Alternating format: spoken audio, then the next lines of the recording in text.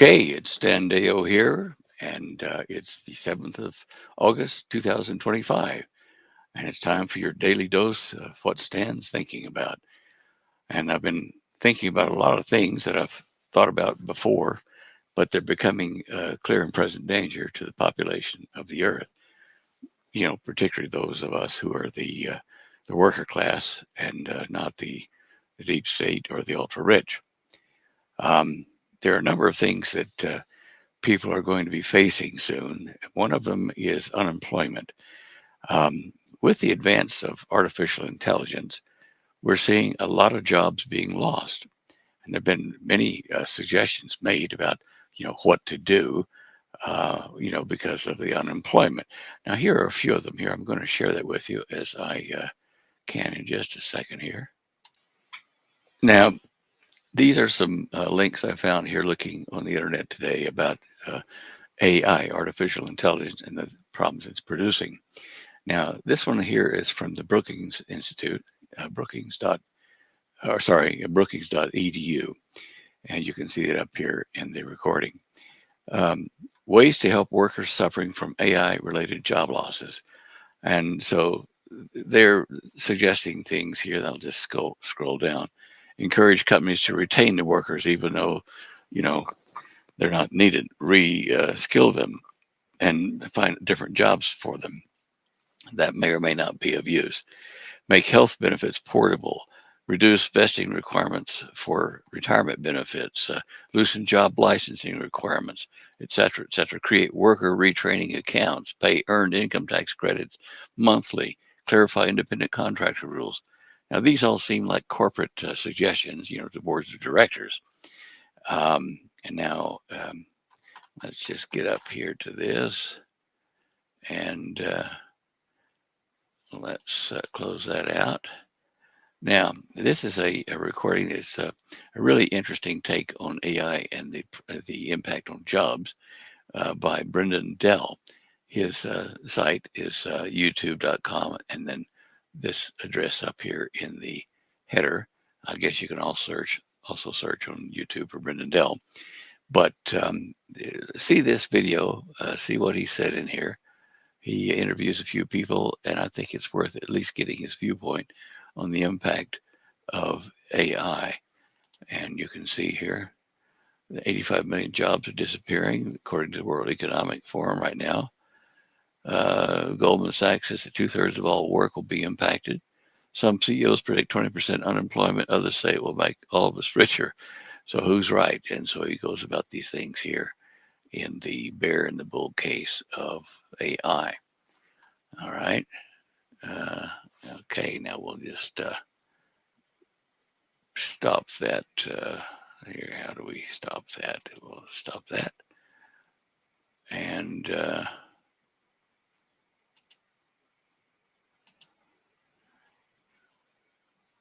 now one of the most interesting proposals, which I think will probably occur long term, is universal basic income to offset job losses due to automation, and AI and whatever causing that.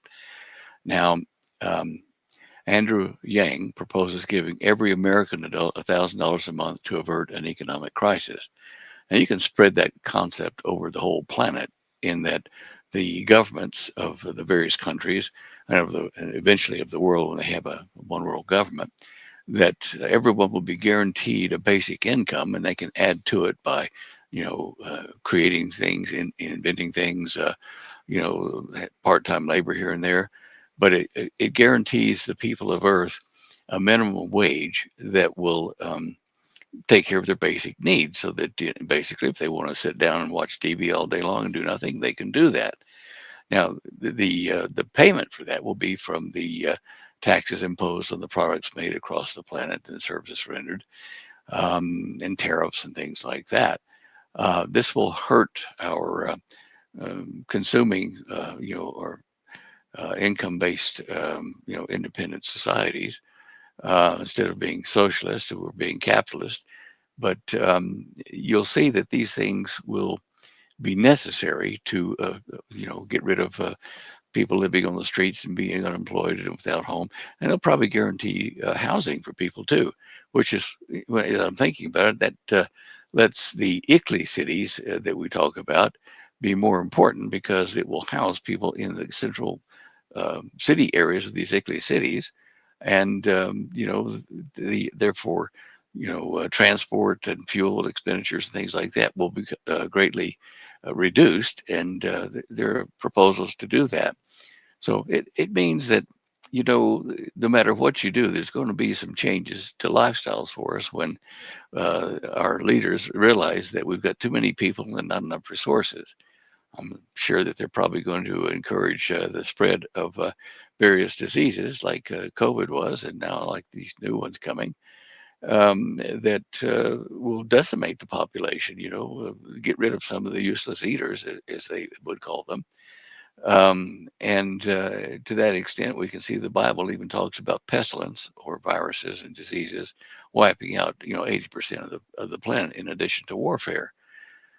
Now, we're in a very delicate time for the human race to see any of us survive. And it's going to make people very nervous for their job, their homes, their assets, their savings. And so people are going to be, open to suggestion about how they can have uh, their assets protected in what is coming. Um, and so I thought about this. I've thought about how people look at this, and there are people who say, okay, let me just stop this share here. There are people that say, okay, I've got gold and silver, precious metals. I've got land. I've got home or homes in some cases. I've got physical things that I can use to barter with during the coming crises. Now, one thing, gold and silver, if they have any value in the future economies, these will probably be regulated by the world government. And, if you have gold and silver and don't turn it in, then they're going to say, after a certain date, you haven't converted your gold and silver to the new digital dollar. Therefore, you lose the right to have it. If we find that you've still got it and trying to barter with it, we'll call it a legal offense, and you will be arrested or prosecuted for trying to trade in illegal substances like gold and silver and precious metals. That's just the way it's going to be. They want everybody on this world to be using digital currency so that all your income and all your expenses and all your payments out can be tracked to another digital number, which, the New World Order will say, this is great because we're going to stop drug traffic and criminal enterprises because we can track the income of the crooks and stuff, and we can stabilize the community by getting rid of these illegal, activities. Um, Now, the other thing the state can do is they can say, okay, once you become, digital, whatever, if you see that your neighbor is not complying, you can turn them in. If you see your neighbor is storing lots of food and ammunition and stuff like this, you can turn them in and say, you know, my neighbor's doing this. Can I have like a 10% reward of his booty because I've turned him in and to help society? Um, and so your neighbors are not necessarily going to be your friends when these things occur. It's going to turn everybody on the planet into an informer, potential informer for the New World Order. And so we become the the Illuminist spies, if you wish. And it's even the Bible tells us that gold and silver in the last days will become like rubbish. You throw them out in the street as trash because you can't use them, can't trade them for the reasons I've just explained. Now, there will be other things occurring during the transitions to this state of the economy, and the legal systems of the planet. There's going to be martial law imposed, particularly in this country, because we've been a very rich and spoiled country, population in this country, and we're not going to readily accept the change, where the government starts assigning people to live in various houses and buildings and stuff, saying, okay, look, you're not using all your bedrooms. We're going to give you some people that are going to live there. This is a socialist concept. And we're not going to be happy about that. We're going to try to rebel. So the government sat down and figured out, well, now how will they try to rebel? Okay, well, we'll make gold and silver, illegal, so they can't barter that. We'll make bartering a punishable offense if we catch you doing it, unless you report it through your digital account. If you are going to try to rebel, we're going to arrest you and call you a terrorist or whatever. They're going to control that. Now we're sitting there as the Illuminists trying to think, how will people get around, us having digital money? And they blocked every avenue, or made the attempt to block it in what's coming in the laws. It's illegal to barter with precious metals, and things like ammunition and guns and stuff like that will be outlawed.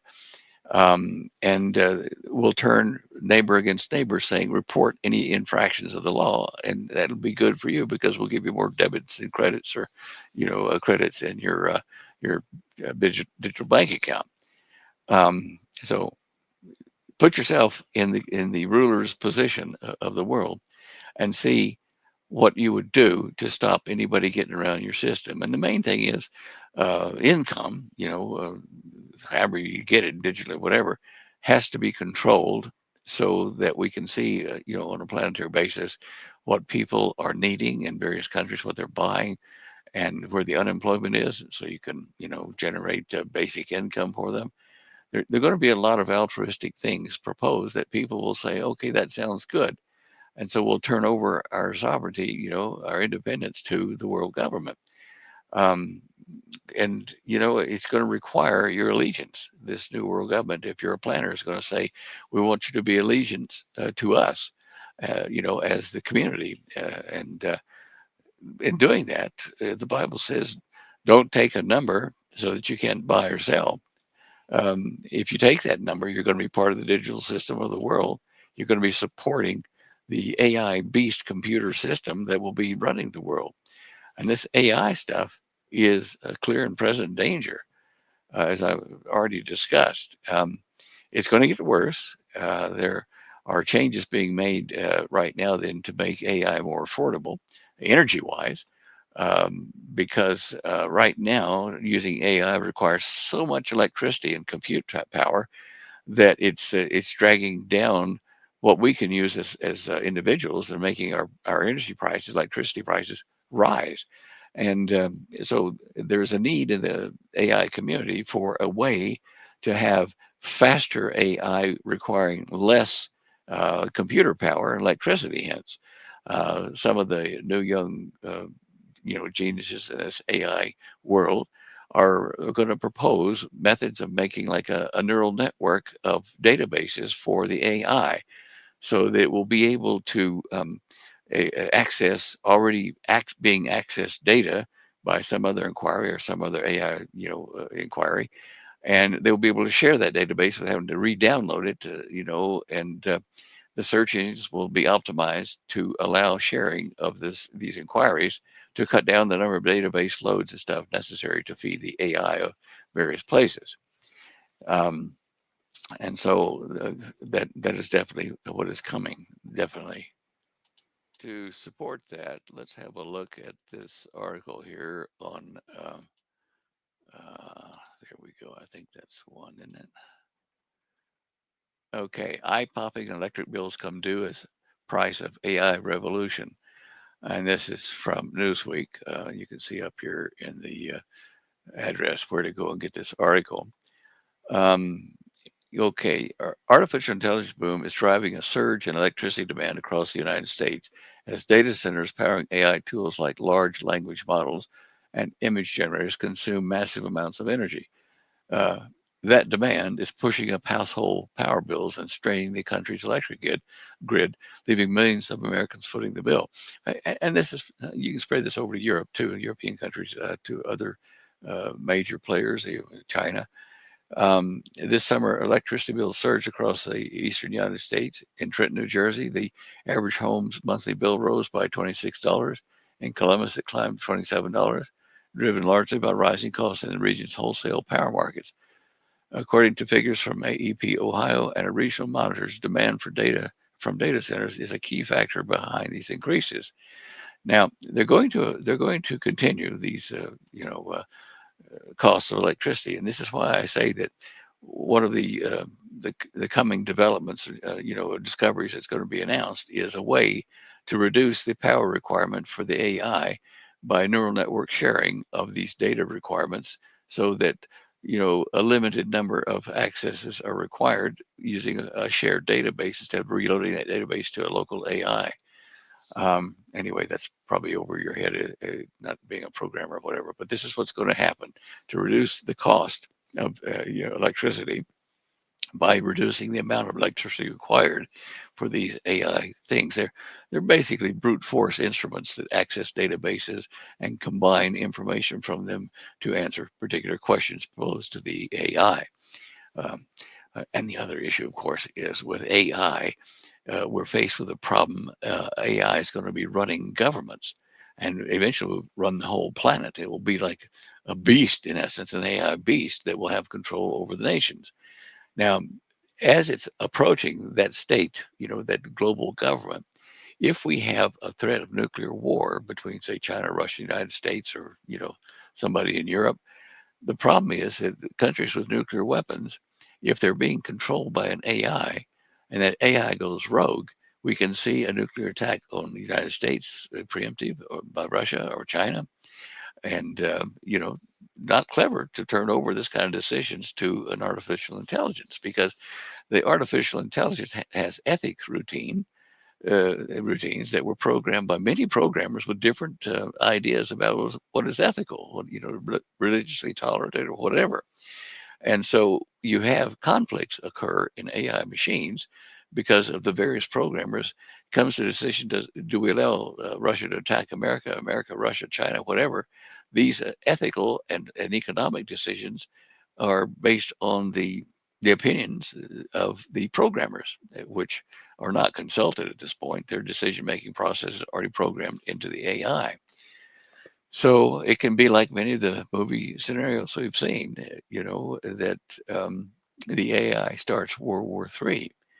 So it's a difficult thing to have it, but I understand that now that it's the genie's out of the box, or out of the bottle if you rub it, whatever, that we have to face this situation and realize that if we don't have advanced AI, we can't defend our country against enemies, against clear and present dangers and terrorism in the United States and whatever. So it's a darned if you do and darned if you don't scenario. Um, it's going to force the formation of this world government, world economy, digital life, and the Bible warns against this. It said, "Don't be among those that receive the mark of the number of the beast, so that you can't buy or sell." And that's what we're approaching, within probably a year or less. I mean, the world economy is going to come to a crunch point very shortly, requiring an instant solution to the global financial crises. Now, of course, this has all been anticipated, and these AI models for the economies, locally and globally, have already been put in storage, ready to be released when it's necessary. I mean, even my bank here has said, "Look, get ready because we're going to require that you don't write checks or." Anything anymore. It's got to be credit cards or digital because we're not going to cash any longer. So if you've got cash stored in your safe and whatever, it's going to be useless unless you turn it in and turn it into digital credits and take a number. Terrible thing. Again, you're darned if you don't, darned if you do. So consider these things. Consider also that you're going to be facing neighbors having demands, needs of food and shelter, whatever, and the government's going to solve it by impacting you, by confiscating your home, your savings, your food storage and weapons and things like that. And so you can see as a global planner that these things are necessary to force compliance and peace on the planet and stop war and stop hunger, and disease and things like that. So people can't argue with that logic. The only problem is who's in control of this global economy and global law and stuff. But I, for one, don't want somebody taking a homeless person and say, "I'm going to take that spare bedroom you've got, or two bedrooms, whatever, and we're going to put this person in there, and you'll get a digital allowance if you have a number, of course." And so this stranger is going to be put into your home. You think this can't happen, but it happened in the Russian Revolution, where whole houses and hotels and people's homes were confiscated by the Politburo, and they put hungry people into your extra rooms, and appointed a house captain, which probably wasn't you, to run, the home, who stays, who gets, food and that kind of stuff. It's already happened in Russia in the Russian Revolution. So that's going to come to your home, our homes, very soon when they take over running our countries with this digital beast and the concepts it's going to deliver in artificial intelligence. Artificial intelligence doesn't have, sympathy for people. It looks at the logic of how to run the planet in the most efficient manner. I guess another thing that I need to mention is that a lot of us are inventors, finding better ways to do things and want to have patents on them. What's going to be happening in that regard is the world government is going to say we need to have a technology assessor bureau, and that bureau will look at new inventions and say, do we need this on the earth at the moment, or will it cause problems? If so, if it's going to cause problems, we're not going to give a patent or develop that technology. And so, even though you come up with a clever idea to reduce, I don't know, cost of food or transportation enhancements and tube tunnels and stuff like that, the Technology Assessor Bureau will say, no, not going to happen. Forget it. Go invent something else. And so your inventions, your inventiveness are going to be controlled by a bureau of people saying you can or can't develop this. We might have it, controlled by the government in the back room, but you can't have it. We're not going to make it, industry wide or worldwide because we think it will hurt the global model of peace and safety and all that kind of stuff. So it's going to cut down on inventiveness to the use of the planet's resources.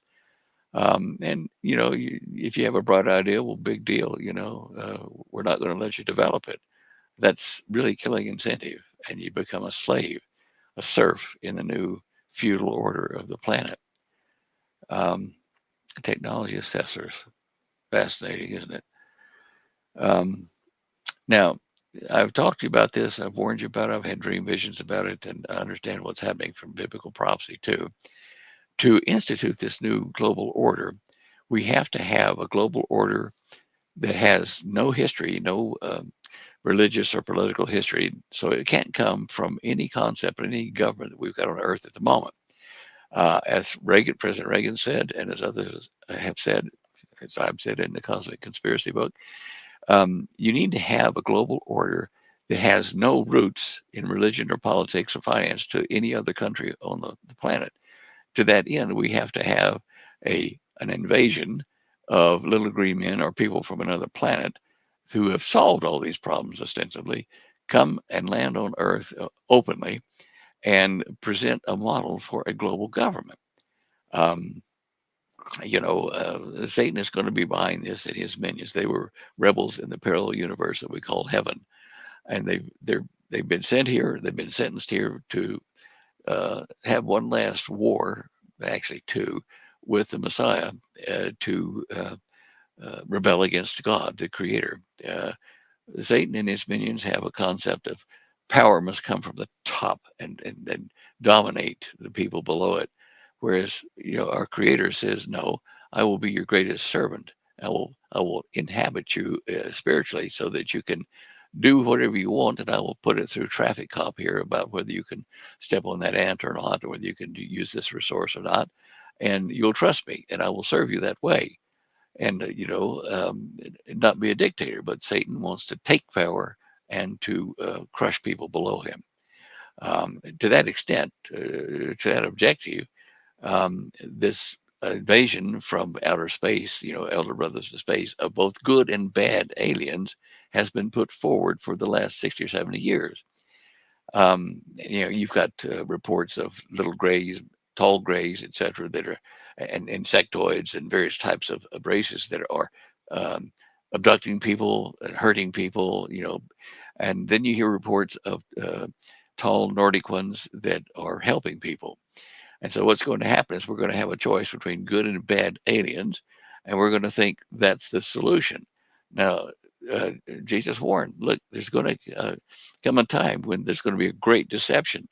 And they're even going to say, look, the Messiah is here, but he's out here in the desert, say in Arizona or in North Africa or whatever.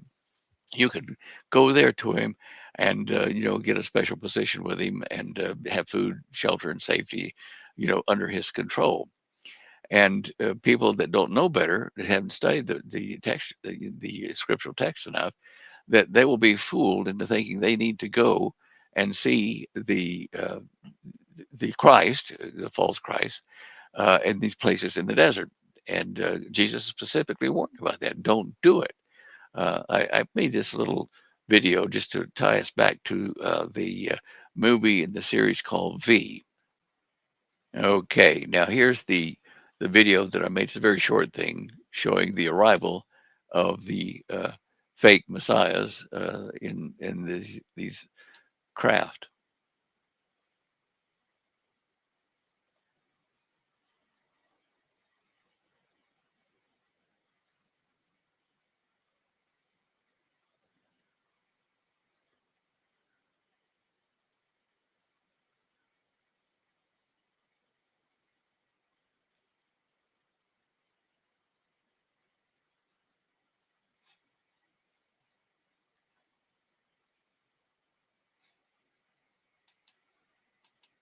Now, that may not be what they look like, but that's the impression, is that they're going to be things flying in here with super technology that obviously we don't have. That's going to be the story put forward. But I tell you, as I sit here, we've had antigravity and molecular physics beyond your wildest dreams since the late 60s. We've been getting more and more technology developed and exchanged by the fallen ones, the satanic invaders of this planet. And our people, our leaders have been forced into making deals with these beings. But I was part of a project by Dr. Edward Teller down in Australia that was part of a global network of physicists, not politicians, but physicists, and some, financial people as well. Um, and like in the United States, the father of all this was Edward Teller, but in Russia it was Andrei Sakharov, and in England there was another one, and and these people behind the scenes made deals for technology with the quote unquote aliens. Now, don't be fooled by this, because the invasion by Satan and his imposters will convince you that prophecies have been fulfilled. They will convince you that the deep state has been destroyed by their presence and organizing the planet. They will appoint a human to run the planet with their technology. Um, and basically, they will fool you. They will deceive you into thinking good times, happy times are here, peace, love, and harmony. All this stuff is going to be here, peace and safety. And when you hear that globally, you better worry, because certain destruction is upon the planet and its people after that point. There are going to be problems with, an asteroid that's going to impact the oceans. There are going to be problems with the sun that's going to blow off a shell of dust and stuff and debris that will pass out through the system over a period of 9 months or so. And it will include starlight, and it will weaken light from the moon and from the sun, and make the apparent color of light from the sun more reddish, and from the moon certainly blood red, because of the density of this cloud of dust that's going to pass through the systems. These things have been prophesied, and we know they're going to happen. And I was recruited into the program because I had stumbled upon a way to make a local gravitic field, which gives you antigravity, gives you an infinite source of energy. If you make a gravitic field in a little spherical coil structure, you can add field coils next to that, flat coils, and can extract energy from your field vibrating against the Earth's gravitational field, and it will allow you to get energy, electricity, from the gravitational field of the planet.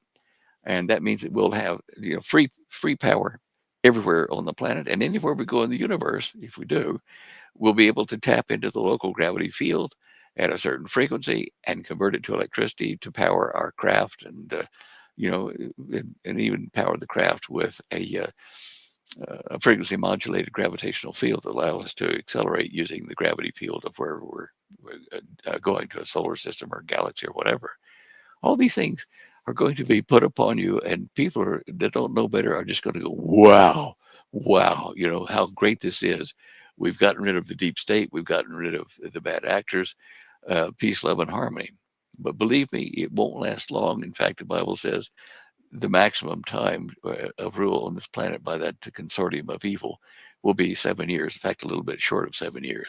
At that time, the bad actors will be imprisoned in a place they can't get out of for a period of 1,000 years until they're released and make one last chance at fighting God and His order for the universe, and they will then be judged, and a new heaven and a new earth will come after the destruction of this universe. And we can already see this. We can already see the star systems and galaxies slowing down and releasing more heat energy as they lose energy.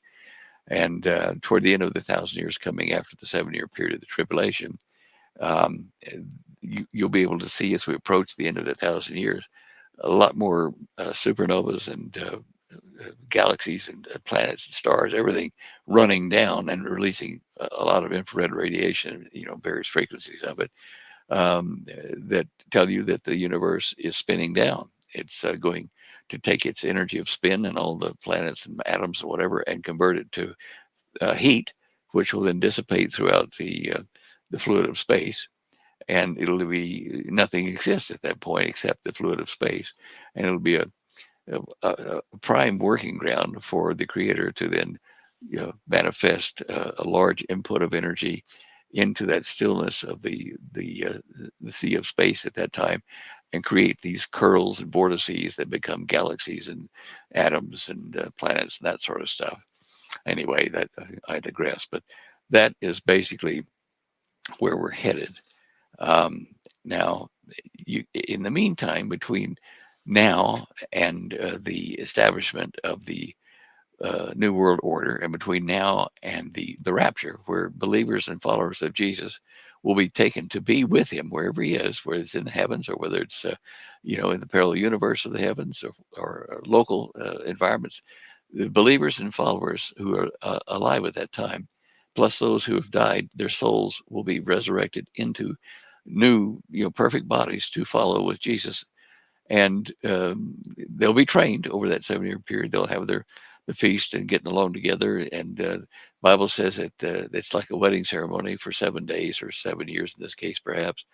And they will be prepared to come back with the Messiah to fight Satan in the Armageddon battle, and then they will rule the planet with Jesus for that 1,000 years. At which time the satanic beings will be released once more, and there will be a fight between us and our Messiah, our King, and Satan and his followers who have been raised up during that 1,000 year period. Anyhow, look, I look forward to this rapture occurring. I don't know exactly when, but I suspect it will be at the beginning or just before the 7 years of tribulation occur, where people are forced to take the number. There will be people who will resist and who will become believers during that 7 year tribulation, and many of them will probably be imprisoned or beheaded, according to the Bible, for their faith.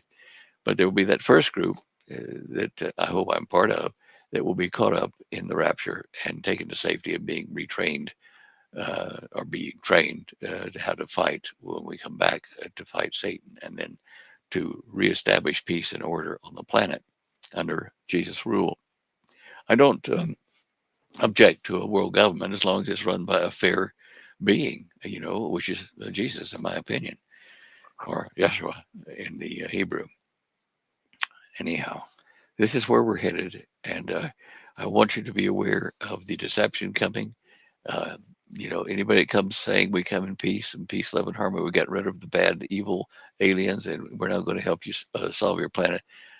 Be cautious, be aware, and stand back from them, and pray that you're found worthy to be delivered up out of this in that rapture, so you don't have to endure the tribulation period, which will be a terrible time in which nearly 80% of the population will be decimated by war and pathogens, disease and asteroid impact and food shortages and all kinds of stuff. You don't want to be living during that time, but if you are, you need to be trusting Jesus, accepting him as your Messiah. Sign on board, saying, "Look, I want to be on your team," and that will be what you need to do.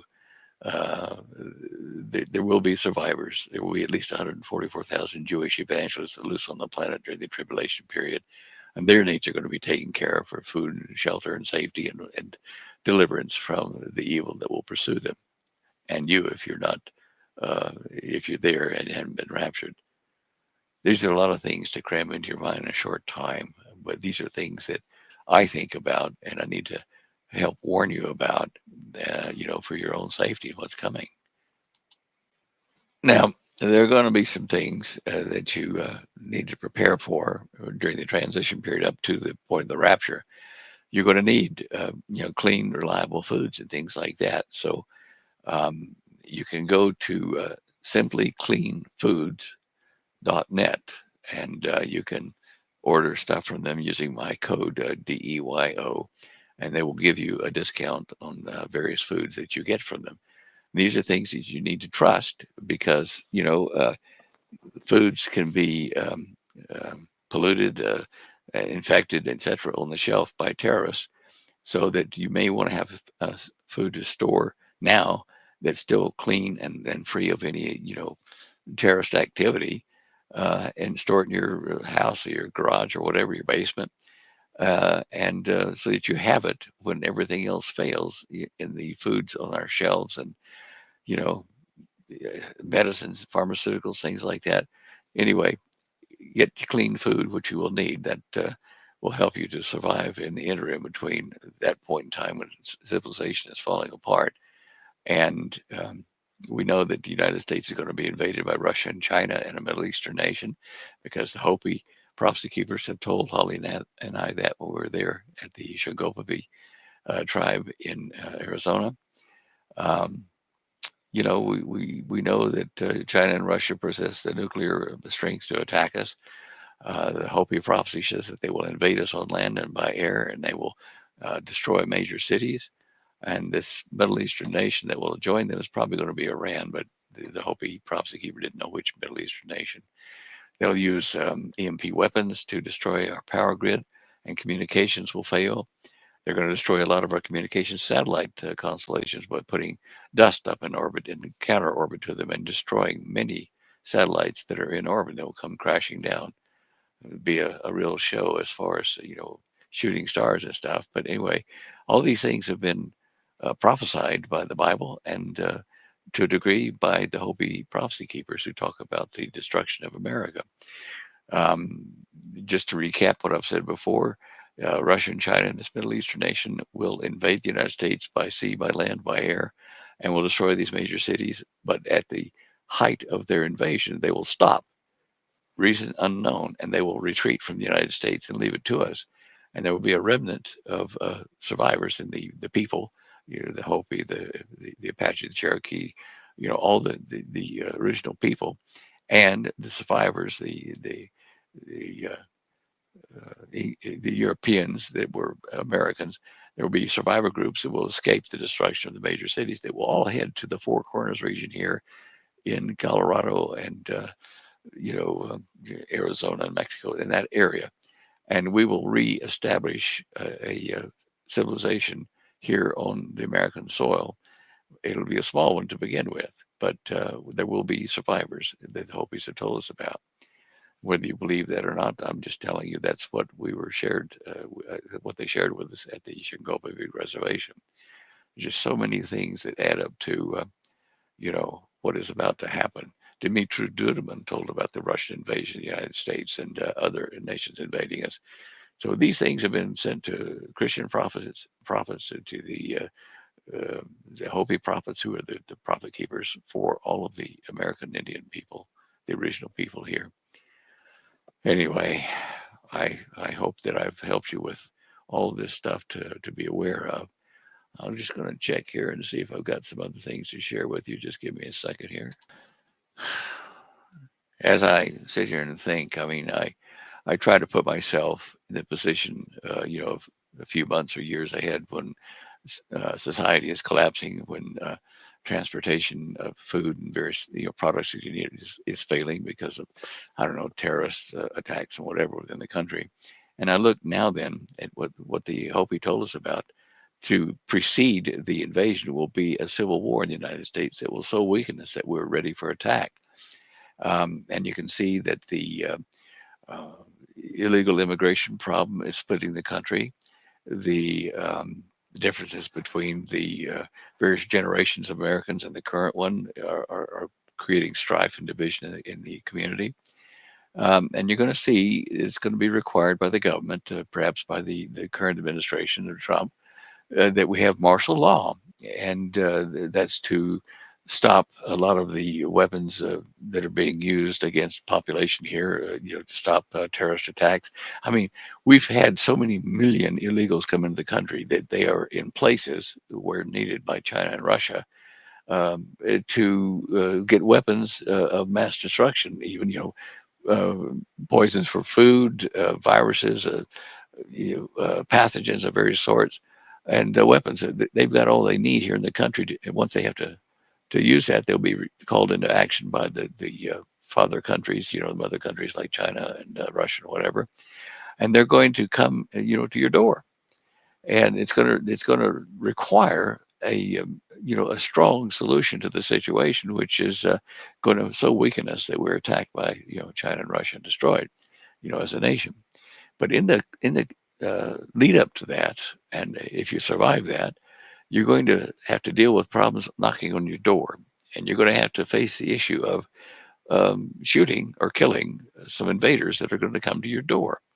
You're going to have to decide whether you can take a human life or not. And now it's not a big issue, but try to face that situation in advance so that you don't have to think about, well, do I shoot this China person, soldiers that are trying to destroy me and take my possessions and whatever, or do I just let them run over us and kill me, lay down and give up?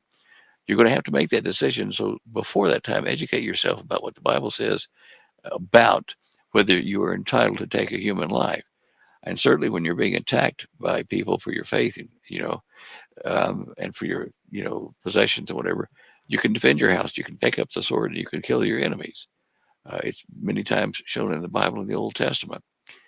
Um, Face that decision. If you're going to have weapons to defend yourself, whether it be a sword, a gun, a rifle, or whatever, get it now and learn how to use it, and prepare yourself to have to defend your home.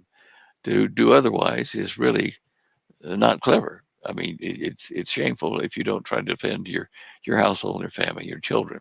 Do that. Get prepared for doing that now. And as I say, practice. Go to a local shooting range if you're using weapons like that.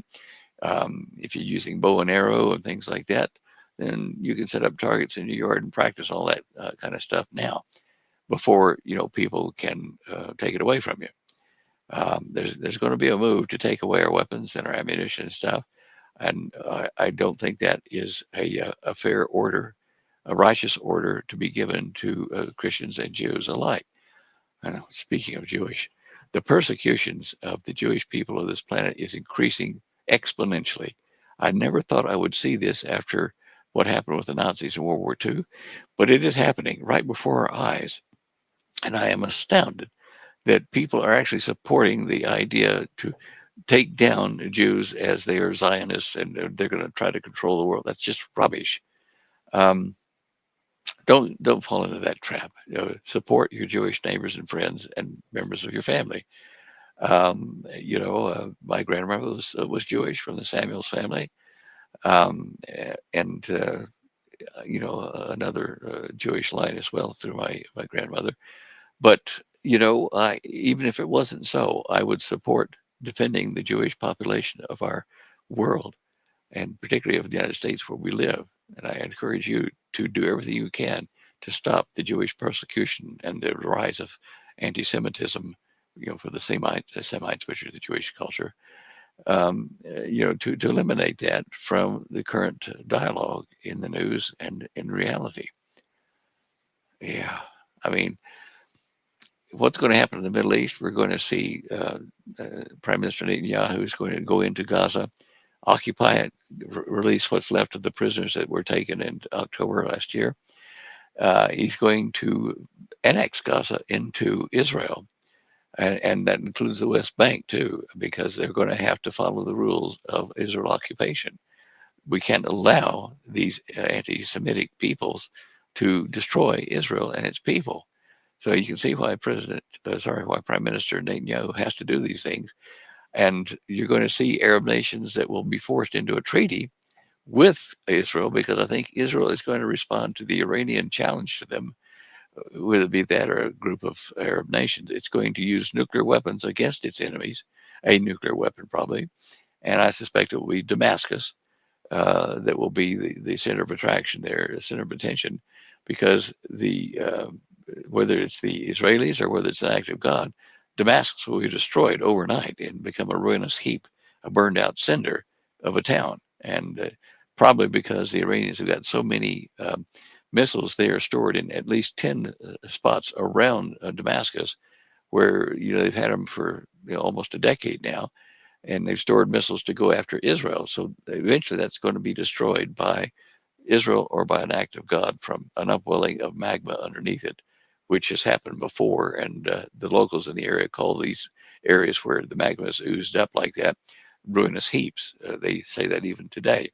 So one way or another, whether it be the God of Israel that does it, or whether it be Israel blamed for it, the nations of the world are going to be panicked and form a consortium to talk to Israel and say we need to make a peace treaty between Israel and the surrounding nations of the world, because America will probably be destroyed or invaded by that time, and Israel will need the support of its Arab nations, and that's why the Saudis, and about some 40 other nations that are Arab nations will form together and sign a pact with Israel for peace, and safety. The Abraham Accords is the beginning of that, and it's going to become very prominent very shortly that more nations in the Arab world will sign the Abraham Accords. Um, the Antichrist, or the ruler of the planet during the tribulation period, will be a signator to that peace treaty, that Abraham Accords with Israel. So is it going to be Mohammed bin Salman? Is it going to be Erdogan in Turkey? Is it going to be some other leader in the area? Somebody is going to sign that will eventually become the leader of the world under the quote unquote alien support with their technology and stuff like that. Uh, so keep an eye on, my money is on an Arab leader who's going to be a Muslim, and he will have in his name something to do with Solomon or Salman, Salmanesser, or something like that. Mohammed bin Salman now is a prince, and the guy that signs the Antichrist that signs that peace treaty between Israel and the Arab nation will be a type of Solomon. And even in the Revelation of John in the 13th chapter, talking about here's wisdom. The number of the beast, 666, is the number of a man, which in the Bible you track back to King Solomon. And there's evidence that Mohammed bin Salman is a prince, and his family line comes from a Jewish merchant that came in through Basra several generations back into Saudi Arabia, and they became in the now ruling family. In fact, one author in Saudi Arabia did write a book about the Jewish lineage, tribe of Dan, to the current Salman family. He was executed as a result, but there is proof that what I say is correct. So watch Mohammed bin Salman, and you can watch Erdogan's deputy there in Turkey, Solul Solomon, who is his name has Solomon in it. I don't think he has the power and resources that the Antichrist will have, but anyway, he's a possible Solomonic Antichrist. The current or the coming Antichrist will have the name of Solomon in some description, whether it be Solomon, Salman, or Suleiman. Any of these names that are derived from the word Solomon will be potentially an Antichrist. So at one time, I thought several people might fit that bill, like the former military leader of the Quds Force in Iran, Qasem Soleimani. And now he's now passed. Of course, if he would be raised from the dead, I would be impressed with that. But anyway, look for a Solomon-based name coming to leadership of the world from the Middle East in the near future. That will be the road to the Antichrist. That fellow. I find it interesting. We're talking about Soleimani, or not Soleimani, but Mohammed bin Salman. All of the Saudi, nation takes up the majority of the Saudi peninsula, where you have the UAE and Qatar and various other, like Yemen and Oman. You have all these Arab nations there, and they are basically, Mohammedans, of the faith that follows Muhammad in some fashion. And I know that the New World Order is predicted to behead people as part of its punishment for people not obeying what's coming. And Mohammed bin Salman is well known in his country for beheading dissidents and people who are criminals according to their laws.